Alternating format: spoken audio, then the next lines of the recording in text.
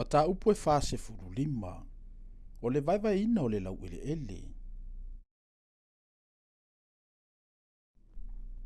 Au tau vai ina le lau ele ele i le vidi e fai matofi. Tau te awa tua se taulanga ia Yehova.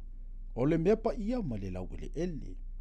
O lona umi e lua se furu afe ma afe li mau. O lona umi lea. O lona lau telefo i e se furu afe. E pa ia fo i lea i o nai tu uma e so ai. E ia i lea mea se fasi fanua mo le malu malu. Ta i lima se lau o i o nai tu. E ngata si tasi o nai tu e faa. E lima se furu fo i o kupita e fai mo na tua fanua. E faata ali o li o ai. O le nei fua fo i e te fua tia mai ai se mea. O lona umi e lua se furu afe ma afe lima. A o le lau tele e se furu afe. E iai le malu malu. O le mea sili o na pa ia. E faile nei tofi pa ia o le lau ele mo le au osi taulanga. O e au na i le malu malu. O e faala tala tatu e au na ia Yehova. E fai fo i mamea e tutu ai o lato fale. O le mea pa ia fo i e tu ai le malu malu. O le lua se fulu afe ma afe lima o lona umi. Ma le se fulu afe o lona lauteli. E fai lea mo sa le vi o e au na i le fale. E fai matofi, e fai ai potu e lua se fulu. Tau te tu ane fo i le tofi o le a ai e lima ngā fe lona lauteli.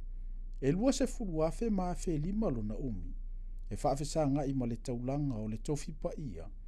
E fai fo i lea mo le ainga umo i Israelu. E iai fo i se tofi mo le ali isili le tasi tu. Ma le isi tu o le taulanga o le tofi pa ia ma le tofi o le ai luma o le taulanga.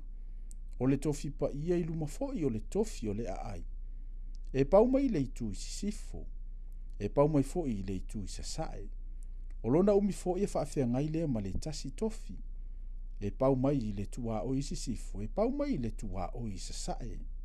E whailona tofi le lau ele ele o Israelu. E leto e whaasawa fo ia ua li i lo unuu.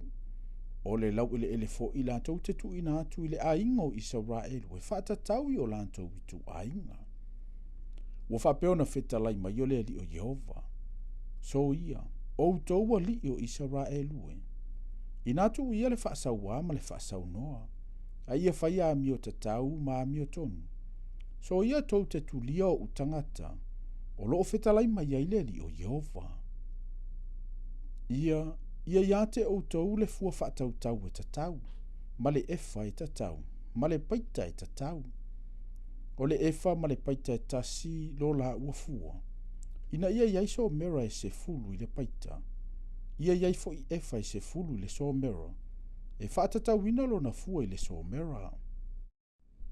O le se keli, e lua se fulu o kire ia. E lua se fulu o se keli. E lua se fulu ma le lima o se keli. E tasi le se fulu ma le lima o se keli. E whaia mo o tau mina. O le taulanga le nei tau te avatua.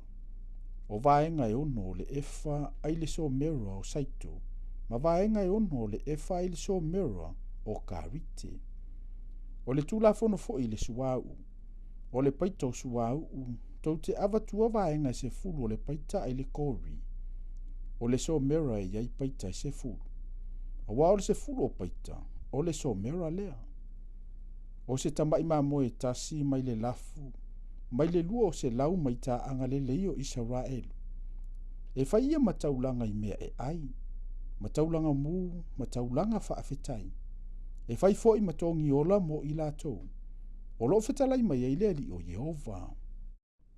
O tangata umo le nuu. Latou te whaia le nei taulanga whaatasi le li isili o Israelu. E ale ali isili o na avatu o taulanga mu. Mataulanga i mea e ai. Mataulanga i mea inu i tausaminga. Ma masina whaato awa aia, ma sapati, ma tausaminga umo o le a ingo Israelu. Nā te saunia le taulanga mo le angasala, ma le taulanga i mea ai, ma le taulanga mu, ma taulanga whaafetai, e whai ei se tōngi ola mo le a ingo Israelu. Ua whapeo na whetalai mai o le ali o Yehova. O le urua i masina, o le aso mua o le masina. E te ave i se povi po ata anoa e sao o na lelei. E te whaamamai na i le malu malu. E ave fo i le osi taulanga nisi toto le taulanga mo le anga sala. Ma avane i pou o le fale. Ma tuli manu e faa, o le tafatafa fa asili o le fata fai taulanga. Ma pou o le fai to o le loto atu loto. E fa peona e fai e le aso fito o le masina. Mo le tangata se se, a toa ma le ua valea. E fa peona utou fai e se tongi ola mo le fale. O le masina mua mua. O lona aso e se furuma le faa o le masina. Tau te fai e le paseka. O le tausa minga e fitu o naso. Tau te ai a reto e le faa fefeteina. E saunia e le li isidi le aso mo ia. Ma tangata umo le nuu o se povi poa e fai mataulanga mo le angasala. O aso e fitu o le tausa minga. Na te saunia e se taulanga mu ia Jehova. O povi poa mamamo e poa. E sao o nalelei. Ia tai fitu iaso lava e fitu. Ma se tamai oti le aso ma le aso. E fai mataulanga mo le angasala.